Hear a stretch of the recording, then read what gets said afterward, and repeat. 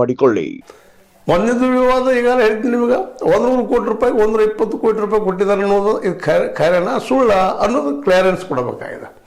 ಒಂದು ವೇಳೆ 120 ಅಲ್ಲ 100 ಕೋಟಿ ಕೊಟ್ಟಿದ್ರು ಸಹಿತ ತಪ್ಪನ. ಯಾಕಂತಂದ್ರೆ 100 ಕೋಟಿಗೆ 80 ಲಕ್ಷ ಮ್ಯಾಕ್ಸಿಮಮ್ ಕೊಡಬೇಕಾಯ್ತು ಲೋನ. ಅದು ಕೋಆಪರೇಟಿವ್ ಎಲ್ಲ ರೂಲ್ಸ್ ಅದೇ ರೀತಿಯಾದ ಕೊಡಬೇಕು, ಕೊಟ್ಟರು. ಮತ್ತು ಇದಕ್ಕೆ ಎಷ್ಟು ಪರ್ಸೆಂಟೇಜ್ ಬಡ್ಡಿ 500% ಎಷ್ಟು ಪರ್ಸೆಂಟೇಜ್ ಆ ಮಾತು ಬೇರೆ. ಅದು ಲಾಭ ಆಗಲಿ ಅಂತ ನಾವು ಕೊಡ್ತಾ ಇರ್ತೀವಿ. ಬೆಳಿಬೇಕು ಬ್ಯಾಂಕ ಕೇವಲ ಅಗ್ರಿಕಲ್ಚರ್ಗೆ ಅಷ್ಟೇ ಕೊಡೋದ್ರಿಂದ ಬ್ಯಾಂಕ್ ಬೆಳೆದಿಲ್ಲ.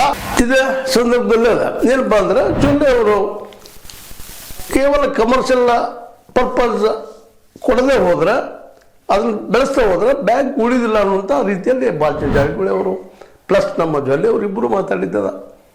ಈ ಬ್ಯಾಂಕ್ ಯಾರಿಗಾಗಿ? ಮಧ್ಯದಾಗಿ ರೈತರಿಗಾಗಿದ್ದಂಥದ್ದು. ಲಾಸು ಪ್ರಾಫಿಟು ಗೌರ್ಮೆಂಟಿಂದ, ಸೆಂಟ್ರಲ್ ಗೌರ್ಮೆಂಟಿಂದ ಅಥವಾ ಸ್ಟೇಟ್ ಗೌರ್ಮೆಂಟ್ ದುಡ್ಡು ಹಾಕಿಕೊಂಡು ಮಾಡಿ ರೈತರಿಗೆ ಅವ್ರಿಗೆ ಎದ್ದು ನಿಲ್ಲಿಸುವಂಥ ಕೆಲಸ ಮಾಡಬೇಕಾಗ್ಯದ.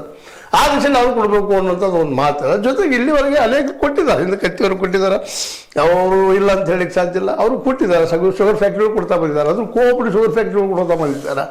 ಜೊತೆ ಒಂದಿಷ್ಟು ಪ್ರೈವೇಟ್ದವ್ರಿಗೆ ಕೊಟ್ಟಿದ್ದಾರೆ, ಇಲ್ಲಂತಲ್ಲ. ಪ್ರೈವೇಟ್ರಿಗೆ ಈ ಒಂದು ಏನಪ್ಪ ಅಂತಂದ್ರೆ ಜಯಶ್ರೀ ಶೆಟ್ಟಿ ಅವರ ಸಾಲದ ಬಗ್ಗೆ ಈಗ ಬಂದಂಥದ್ದು ಏನಪ್ಪ ಅಂತಂದ್ರೆ, ಇವರು ಬಡ್ಡಿಗೂ ತುಂಬ್ತಾ ಇದ್ದಾರೆ, ಮಾಡ್ತಿಲ್ಲ, ಅವ್ರ ಪರವಾಗಿ ಹೇಳಿದ್ದಾರೆ, ಇಲ್ಲಂತಲ್ಲ.